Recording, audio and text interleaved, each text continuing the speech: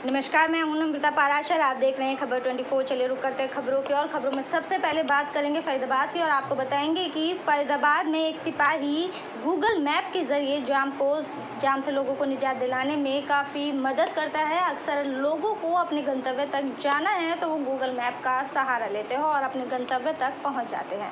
बस लोकेशन डालिए और उस स्थान पर पहुंच जाइए। इसी को देखते हुए अब फरीदाबाद की ट्रैफिक पुलिस भी इसका लाभ उठाने लगी है। ट्रैफिक थाने में तैनात सिपाही यशपाल ने गूगल मैप से जाम में फंसे लोगों की सहायता का माध्यम बना लिया है। इसके जरिए ये हर रोज सैकड़ों लोगों को जाम से निकलने में मदद देते हैं। इस कार्य के लिए सिपाही यशपाल को प्रशस्ति पत्र देकर सम्मानित भी किया गया। सिपाही यशपाल गूगल मैप से जाम लगने वाली जगह को देखकर उसका फोटो खींच लेते हैं और जाम वाली जगह पर तैनात पुलिसकर्मी को व्हाट्सएप के माध्यम से उसे भेज देते हैं, जिसके बाद उस एरिया में जाकर पुलिसकर्मी जाम को तुरंत खुलवा देते हैं। Traffic police ACP Vinod Kumar का कहना है कि इस कार्य से आमजन को बहुत फायदा मिल रहा है और पुलिसकर्मी भी मेहनत से इस कार्य को करते हैं। जहां पर भी जाम लगता है गूगल मैप के माध्यम से वहां जाकर ट्रैफिक पुलिसकर्मी जाम को खुलवा देते हैं। एसीपी विनोद कुमार का कहना है कि पुलिसकर्मी की पहली ड्यूटी ही लोगों की मदद करना है, इसलिए सभी ट्रैफिक पुलिसकर्मी फील्ड में मेहनत से काम करते हैं। ट्रैफिक की तरफ से जो आप बता रहे इसमें रूपरेखा तैयार की जा रही है, लेकिन इसमें ड्रोन भी बीच में आए थे। जब तक इसका नहीं हो जाता तब तक मैनुअली हमारी पुलिस इसमें तत्पर है और अभी किसी तरह का लंबा जाम इस पर कोई सुनने में नहीं आया। किसी और शहर की तर्ज पे जैसे यहाँ फरीदाबाद में इस तरह का लंबा जाम लगता हो, पुलिस बड़े मेहनत से काम कर रही है। चलिए रुक करेंगे अगली खबर की और हरियाणा राज्यसभा चुनाव में बड़ा उलटफेर हो गया है। जैसे कयास लगाए जा रहे थे, ठीक उसके विपरीत नतीजे देखने को मिले। कांग्रेस के अजय माकन हार गए हैं और चुनाव में बीजेपी के कृष्णलाल पंवार और निर्दलीय कार्तिकेय शर्मा जीत गए हैं।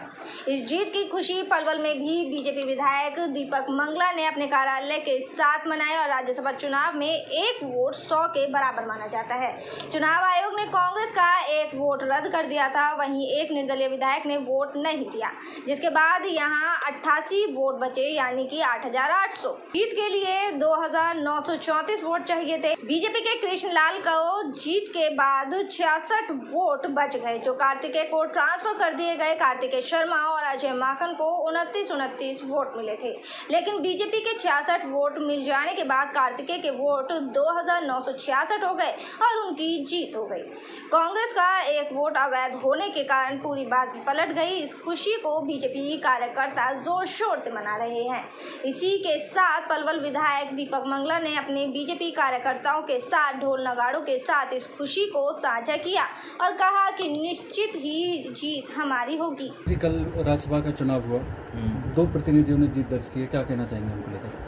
हमारे हरियाणा में राज्यसभा के अभी 2 नवनिर्मित राज्यसभा मेंबर बने हैं, कार्तिकेय शर्मा और कृष्णलाल पंवार। हम दोनों को हार्दिक शुभकामनाएं, बधाई देते हो। ये भारतीय जनता पार्टी की जीत है, आम कार्यकर्ता की जीत है और जिस प्रकार सभी विधायकों ने भारतीय जनता पार्टी में अपना विश्वास दिखाया है, उसी प्रकार ये आगे भी नतीजे आए तो क्या कहना चाहेंगे दोनों जीते हुए उम्मीदवारों को? मैं बहुत बहुत बधाई देता हूँ अपने दोनों प्रत्याशी चौधरी किशन जी और हमारे कार्तिकेय शर्मा जी को। और ये जीत निश्चित तौर पर भारतीय जनता पार्टी के भाजपा के हाथ मजबूत होंगे।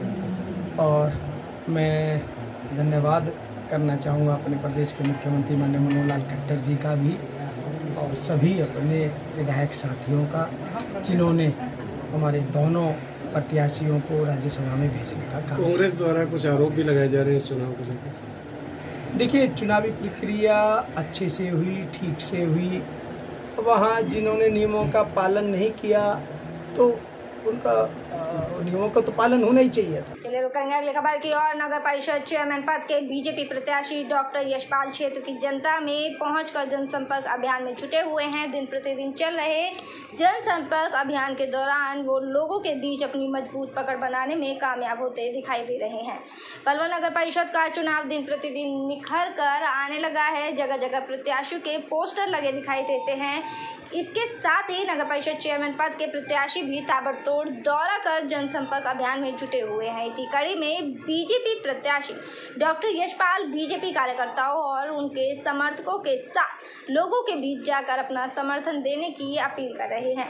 क्षेत्र के लोग भी उनका हर जगह जोरदार स्वागत कर रहे हैं। डॉक्टर यशपाल के साथ विधायक दीपक मंगला सहित अन्य बीजेपी के नेता उनके चुनाव प्रचार में दिन रात एक कर रहे हैं, जिसका असर ये है कि डॉक्टर यशपाल दिन प्रतिदिन अपनी पकड़ मजबूत बनाते चले जा रहे हैं। अगर यही गति बनी रही तो कोई बड़ी बात नहीं है कि वो दौड़ में आगे। पार्टी हर गली, वार्ड, शहर और जो ग्रामीण क्षेत्र नगर परिषद के अंदर है, वो सभी क्षेत्र के अंदर भारतीय जनता पार्टी जा रही है। हम जा रहे हैं, हमारी टोलियां जा रही हैं और लोगों के अंदर बहुत उत्साह है, उमंग है, क्योंकि लोगों का एक विश्वास है कि जो कार्य भारतीय जनता पार्टी ने अब तक किए हैं वो विकास का रथ आगे भी चलता रहेगा।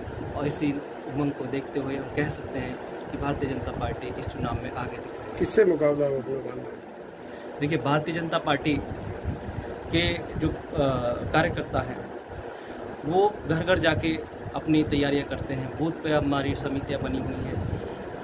हजारों कार्यकर्ता भारतीय जनता पार्टी के स्थानीय कार्यकर्ता इस चुनाव को संभाल रहे हैं और बाकी जगह देखी जाए, बाहर के लोग इस चुनाव में कूद पड़े हैं।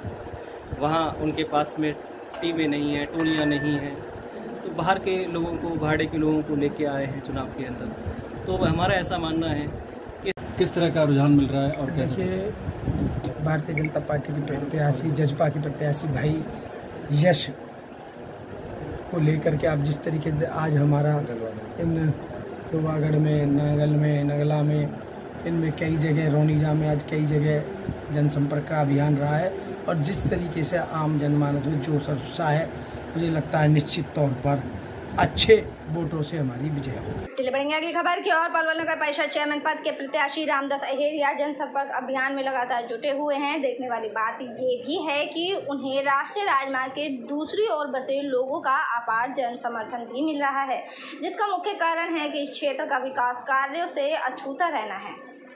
वहीं पलवल नगर परिषद चेयरमैन पद के उम्मीदवार डॉक्टर नवीन रोहिल्ला, जो आम आदमी पार्टी से चुनाव लड़ रही हैं, वो पिछले कई दिनों से घर घर जाकर लोगों को जागरूक कर रही हैं और मतदान अपने पक्ष में कराने की अपील कर रही हैं। वहीं इस कड़ी में उन्होंने अनाज मंडी पलवल और सब्जी मंडी में दुकानदारों व रेहड़ी पटरी वालों और आम जनता से वोट की अपील की और उन्होंने कहा कि अगर पलवल की जनता उन्हें अब की बार चेयरमैन पद पर वोट देती है तो वो पलवल की जनता की आशा और उम्मीदों पर खरा उतरेंगी।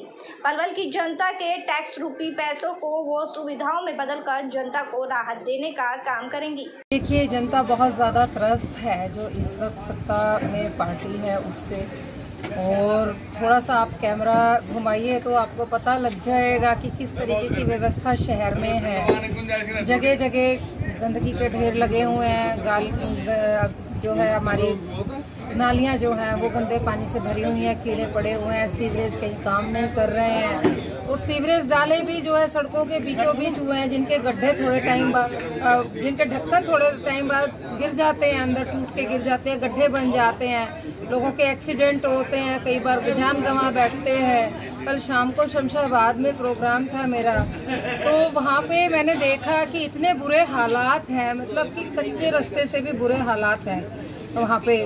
पैदल अगर चलना पलवल की जनता आपको मौका देती है, हाँ तो आप इसमें क्या बेहतर कर पाएंगे?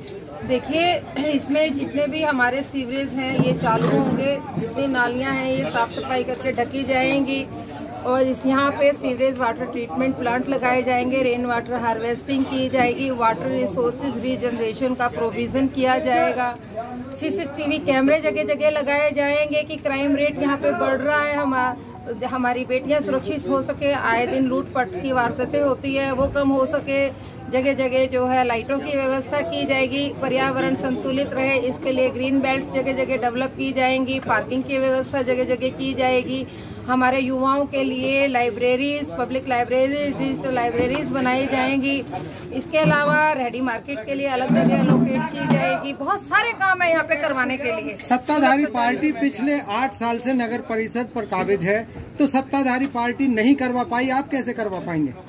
देखिए, काम करवाने की नीयत होनी चाहिए उनकी तो नियत ही ठीक नहीं है। वो यहाँ पे आते ही इस नियत से किसी तरीके से एक बार चेयरमैन बना दो, फिर उसके बाद लूट खसोट में लगे रहते हैं और उनका काम सिर्फ कागजों तक रह जाता है। असलियत में धरातल पे काम उनका कहीं दिखाई नहीं देता। और ये कितना काम हुआ है वो आप अपना कैमरा से आप जो है अभी घुमा लीजिए, रिकॉर्ड कर लीजिए। केंद्र और राज्य में उनकी सरकार है, अगर ग्रांटें नहीं मिलेंगी तो आप चेयरमैन बन भी जाएं तो कैसे काम करवा पाएंगे? देखिए, जो ग्रांट है वो कोई उनका ये नहीं है कि वो अपने घर से दे रहे हैं, ये हमारा पब्लिक का टैक्स का पैसा है जो कि आता है ग्रांट के रूप में और वो पब्लिक को सुविधाओं के रूप में वापस होना चाहिए। और इसमें ऐसा नहीं है कि भाई हमारे पब्लिक जो कि सुबह उठ के ब्रश करती है ना, उसके ऊपर भी टैक्स देती है, टूथपेस्ट खरीद के लेके आती है उसके ऊपर भी टैक्स देती है, साबुन खरीदती है उसके ऊपर भी टैक्स देती है, और खाने पीने का सामान खरीदती है उस पर टैक्स देती है, रोड पे चलती है रोड टैक्स देती है, अगर कोई मोटर व्हीकल इस्तेमाल करती है उस पर टैक्स देती है, पेट्रोल डीजल पे टैक्स देती है, LPG पे टैक्स देती है। सारे दिन सुबह से लेकर रात तक टैक्स ही टैक्स जो है देती है वो। तो उनका टैक्स का पैसा उनको जब जो है बारी आती है कि उनको सहूलियत के रूप में, सुविधा के रूप में उनको दिया जाए। मेरे साथ खबरों में फिलहाल इतना ही। आप बने रहिए खबर 24 के साथ। फिलहाल मुझे दीजिए इजाजत। नमस्कार।